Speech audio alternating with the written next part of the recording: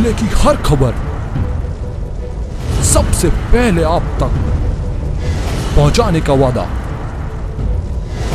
बस यही है एक इरादा। आज ही लगाए अपना पद्मेश डिजिटल सेटअप। नमस्कार, एक बार फिर से स्वागत है आपका पद्मेश 24/7 के इस खास बुलेटिन में। चलिए बुलेटिन की शुरुआत करते हैं हेडलाइन से।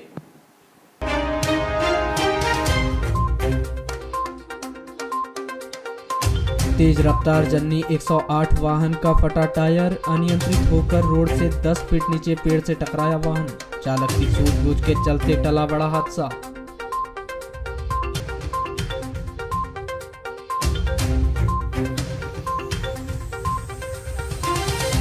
राहुल गांधी की संसद से सदस्यता समाप्त होने के विरोध में कांग्रेस चलाएगी जय भारत सत्याग्रह कार्यक्रम, प्रेस वार्ता का आयोजन कर कांग्रेस जिला अध्यक्ष ने दी जानकारी।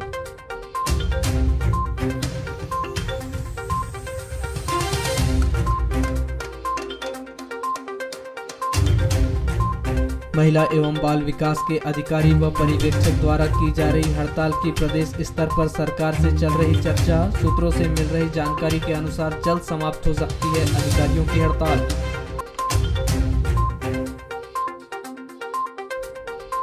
मेंढकी शासकीय उच्चतर माध्यमिक विद्यालय के प्रभारी प्राचार्य राजेंद्र बारमाटे के पक्ष में उतरे विद्यार्थी, जिलाधीश के नाम एसडीएम को सौंपा ज्ञापन, प्राचार्य पर लगाए गए आरोपों को बताया निराधार।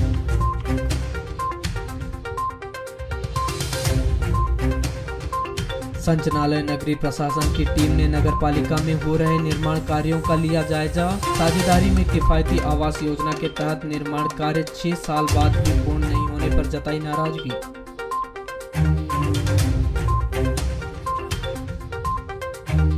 कत्ल खाने ले जा रही गायों से भरी पिकअप पलटने से 3 गाय की हुई मौत, 8 गाय हुई घायल, घटना के बाद से पिकअप चालक हुआ फरार। लालबर्रा नगर मुख्यालय से लगभग 4 किलोमीटर दूर ग्राम पंचायत बमनी के समनापुर रोड स्थित शासकीय प्राथमिक स्कूल के आगे शुक्रवार की दोपहर करीब 2 बजे जन्नी 108 वाहन का टायर फटने से वाहन अनियंत्रित होकर रोड के नीचे पेड़ से टकरा गया, जिससे वाहन क्षतिग्रस्त हुआ है एवं चालक की सूझबूझ के चलते बड़ा हादसा घटित होने से टल गया। प्राप्त जानकारी के अनुसार डोंगरमाली खैरलांजी लोकेशन की जन्नी 108 वाहन के चालक ने 31 मार्च को बालाघाट से परसवाड़ा मरीज को छोड़ने आया था और वापस जा रहा था। तभी लालबर्रा सामुदायिक स्वास्थ्य केंद्र से चालक को फोन आया कि अस्पताल से मरीज को बालाघाट लेकर जाना है, जिसके बाद जन्नी 108 वाहन के चालक बालाघाट न जाते हुए मगरदर्रा होते हुए लालबर्रा की ओर से आ रहा था। तभी बमनी के पास वाहन का पिछला टायर अचानक से फट गया, जिससे वाहन अनियंत्रित होते हुए रोड से 10 फीट नीचे खेत के मेड़ पर लगे पेड़ से टकरा गया। अगर वाहन पलट जाता तो चालक के साथ ही एक अन्य युवक के साथ भी बड़ा हादसा घटित हो सकता था, परंतु चालक की सूझबूझ के चलते बड़ा हादसा होते होते टल गया। जन्नी 108 वाहन का टायर फटने से तेज आवाज आने के साथ ही अनियंत्रित होकर वह रोड से करीब 10 फीट नीचे उतर गया, जिसकी जानकारी लगते ही मार्ग से गुजर रहे लोग व ग्रामीण जन घटनास्थल पर पहुंचे और वाहन में बैठे वाहन चालक और उसके साथी को बाहर निकाले, जिसके बाद ग्रामीण जनों व जेसीबी मशीन की मदद से वाहन को रोड के ऊपर खींचकर बाहर निकाला गया। आपको बता दें कि शासन प्रशासन के द्वारा प्रसव के लिए महिलाओं को अस्पताल तक लाने व प्रसव के बाद मां व बच्चे को उनके घर तक सुरक्षित पहुंचाने के लिए जन्नी 108 की सुविधा प्रदान की गई है, परंतु उक्त वाहनों का समय पर मेंटेनेंस नहीं कराने के कारण वाहनों की स्थिति खराब होते जा रही है। वहीं बमनी निवासी मनीराम तुमसरे ने बताया कि 108 वाहन लामता से लालबर्रा की ओर मरीज को लेने जा रहा था, तभी अचानक बमनी के पास उनके वाहन का टायर फट गया और एम्बुलेंस पेड़ से टकराकर खेत के अंदर घुसने से रुक गई, परंतु कोई हादसा घटित नहीं हुआ। चालक व उनका साथी सुरक्षित है। साथ ही उन्होंने यह भी बताया कि घटना घटित होने के बाद ग्रामीण जनों व जेसीबी की मदद से जन्नी 108 वाहन को सुरक्षित बाहर निकाला गया है। पुलिस कहाँ से लेके आया? डोंगर वाले अपने परसवाड़ से ला रहा था, अपनी डोंगर वाली लोकेशन है। तो एक्चुअली क्या हो गया, वो ज़्यादा 40 पे स्पीड में चल रहे थे अपन। पेशेंट का फ़ोन आ रहा था, जल्दी भैया जल्दी आओ करके। तो अपन 60 की स्पीड में कर दिए, तो उतने में अपना टायर फट गया, तो कंट्रोल नहीं हुआ, तो भैया घुस गई गाड़ी। आप लोग कितने लोग थे? 2 ही जन थे। पेशेंट लेने कहाँ जा रहे थे आप? पेशेंट लालबर्रा। वहीं चर्चा के दौरान जन्नी 108 वाहन के चालक मनीष गिरी ने बताया कि डोंगरमाली लोकेशन की एम्बुलेंस से परसवाड़ा की ओर मरीज को छोड़ने गए हुए थे। उस समय 40 की स्पीड थी और वापस हो रहे थे। तभी लालबर्रा अस्पताल से बार बार फोन आ रहा था कि मरीज को लेकर बालाघाट जाना है, इसलिए स्पीड की गति 60 कर दिए थे और बमनी के पास अचानक टायर फट गया और वाहन नियंत्रित नहीं हो पाया, जिसके पश्चात वाहन पेड़ से टकरा गया, परंतु हम 2 लोग बाल बाल बच गए। बीते दिनों महिला बाल विकास विभाग के पर्यवेक्षक व परियोजना अधिकारी के द्वारा जायज मांगों को लेकर हड़ताल पर गए अधिकारियों की हड़ताल जल्द समाप्त हो सकती है। आपको बता दें कि चुनावी वर्ष होने के कारण हर कोई संघ अपनी मांगों को मनवाने के लिए हड़ताल कर रहा है एवं वही सरकार के द्वारा कुछ संघों का जायज मांगों को देखते हुए उनकी मांगे भी पूरी कर ली गई है। जैसे कुछ दिन पहले राजस्व अधिकारियों के द्वारा की गई हड़ताल पर जिस पर सरकार द्वारा त्वरित निर्णय लेते हुए उनके पदोन्नति की मांग पर नजर डालते हुए राजस्व अधिकारियों को पदोन्नति दी गई थी, तो वहीं महिला एवं बाल विकास विभाग के अधिकारी एवं पर्यवेक्षकों की हड़ताल को देखते हुए प्रदेश स्तर पर इसकी चर्चा चल रही है, जिसके परिणाम जल्द ही सामने आ जाएंगे एवं हड़ताल भी समाप्त कर दी जाएगी, ऐसी जानकारी सूत्रों से लग रही है। वहीं परियोजना अधिकारी लकेश उके बताते हैं कि 31 मार्च को उन्हें संकेत मिल गए हैं कि हड़ताल समाप्त कर दी जाएगी, परंतु अभी तक यह स्पष्ट नहीं हो पाया है कि किन मांगों पर सहमति बनी है और किन मांगों पर नहीं। उनके द्वारा दूरभाष पर चर्चा करने के दौरान यह बताया गया कि कल स्पष्ट हो जाएगा हड़ताल समाप्त करना है या नहीं, लेकिन जानकारी यहां आ रही है कि कल तक सभी अधिकारी कर्मचारी काम पर लौट जाएंगे। वहीं आंगनवाड़ियों की हड़ताल के विषय में बुलंद नारी शक्ति संघ की जिला अध्यक्ष योगिता कावड़े बताती हैं कि उन्हें भी जानकारी लगी है कि हड़ताल खत्म करने के लिए दबाव बनाया जा रहा है, पर वह इतने जल्दी पीछे हटने वालों में से नहीं है।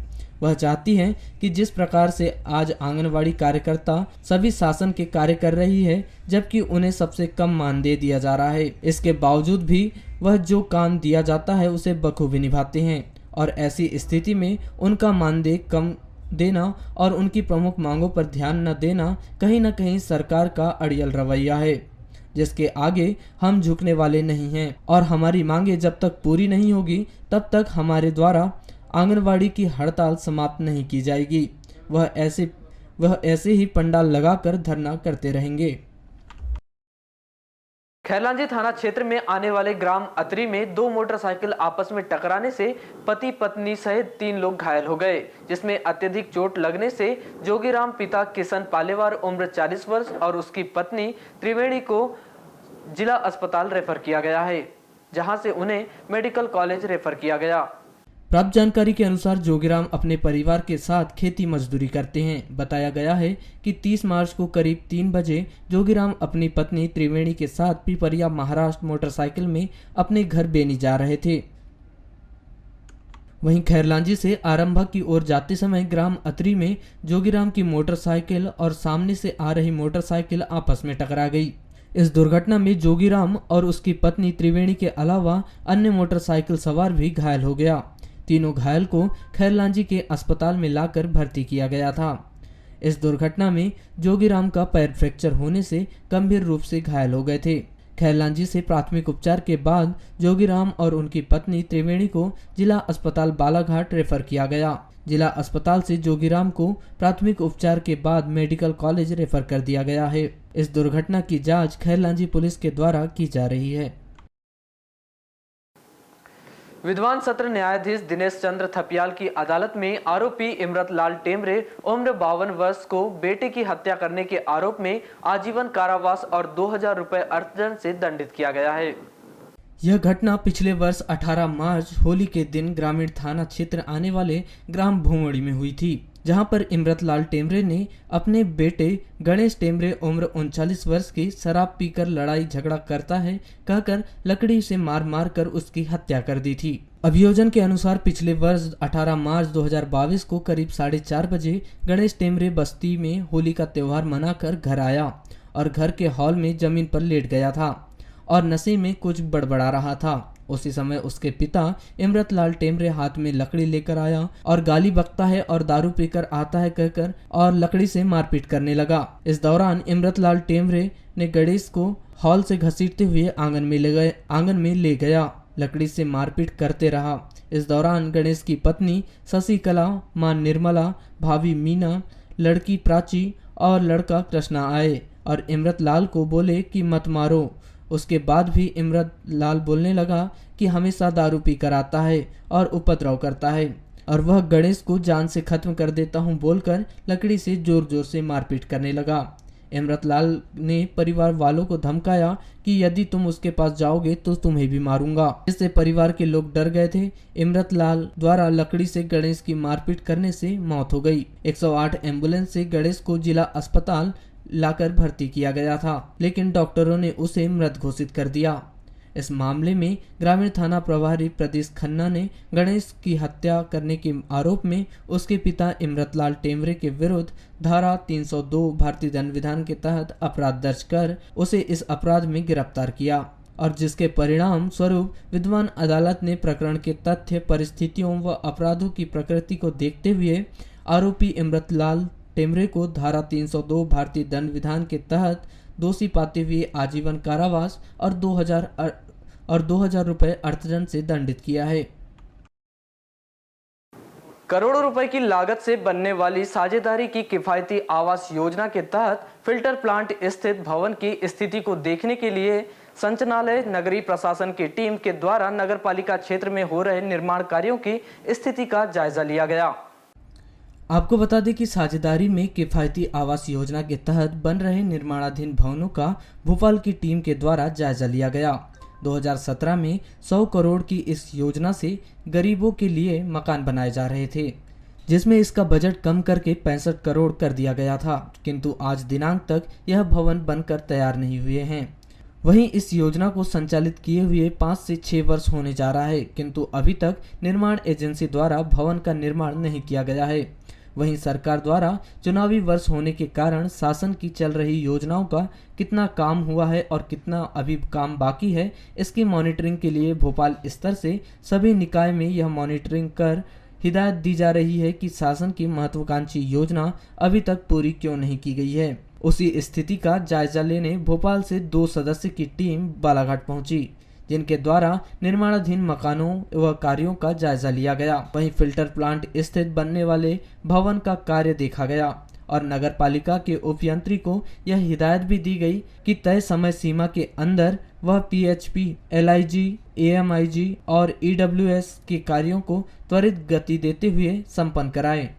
वहीं जब इस योजना की जानकारी ग्रामीणों को लगी तो बड़ी संख्या में ग्रामीणों के द्वारा यहां पर मकानों की बुकिंग कराई गई थी, किंतु बाद में इस योजना की शर्तें व बैंकों से लोन लेने की स्थिति के चलते बहुत से लोगों के द्वारा अपनी बुकिंग कैंसिल करा दी गई, जबकि देखा गया था कि नगर पालिका के द्वारा 20 से 25 हजार रुपए देकर यहां पर मकानों की बुकिंग कराई गई थी, किंतु जब वहां के मकानों की वस्तु स्थिति का पता चला तो बहुत से ग्रामीणों के द्वारा अपने पैसे वापस ले लिए गए।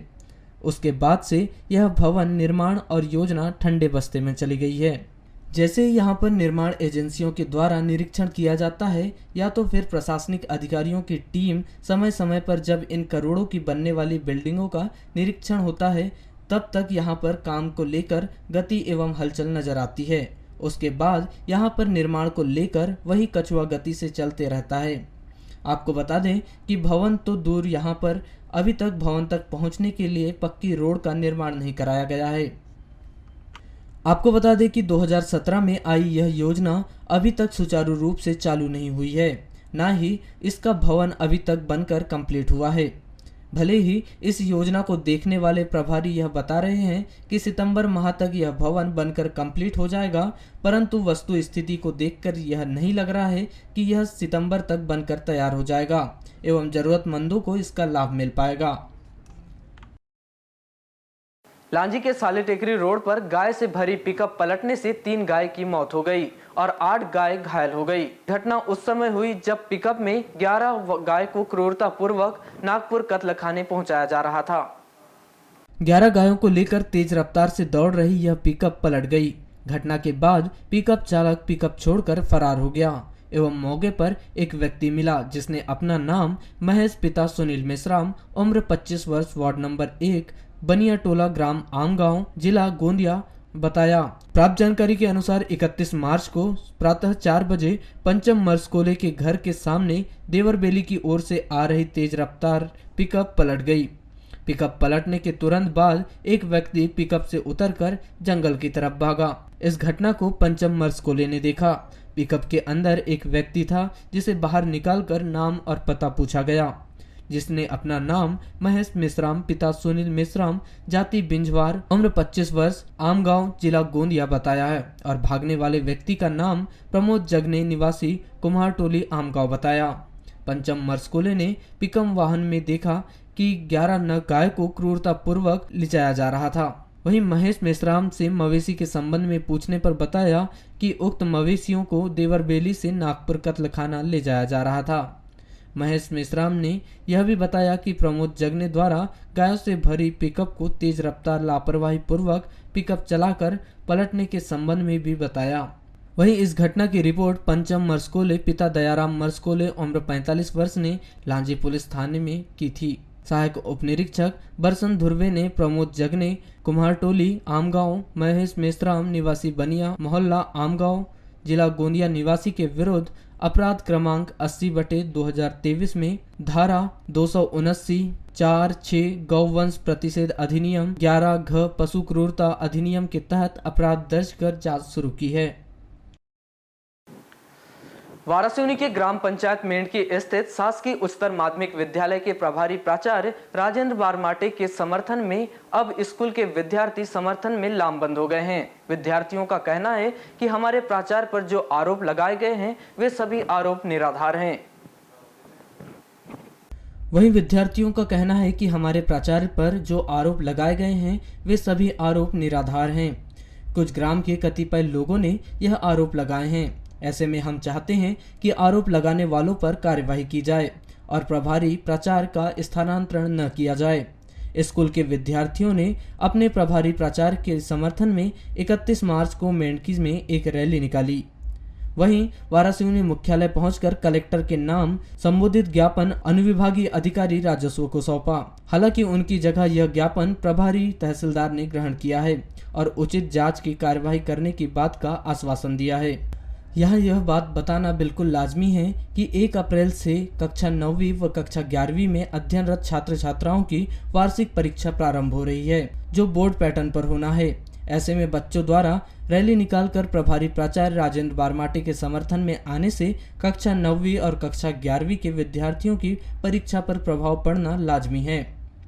हम लोग यह रैली इसलिए निकाले हैं क्योंकि हमारे प्राचार्य सर पर जो आरोप लगाए गए हैं वो बिल्कुल गलत है और हम ये आरोप हमें बिल्कुल भी अच्छे नहीं लगे, क्योंकि हमारे प्राचार्य सर बिल्कुल ऐसे नहीं है, उनके खिलाफ झूठे आरोप लगाए गए हैं। कौन से स्कूल में पढ़ते हो आप? Government higher secondary school Mendhaki. तो किसको ज्ञापन दिया है अभी आपने? ज्ञापन अभी सौंपने आए हैं, रैली यही अभी आई। किसके साथ आए हो? हम अपने पूरे छात्र छात्राएं मेंढकी स्कूल से आए। पालक भी आए हैं आपके? जी नहीं, पालक नहीं आए।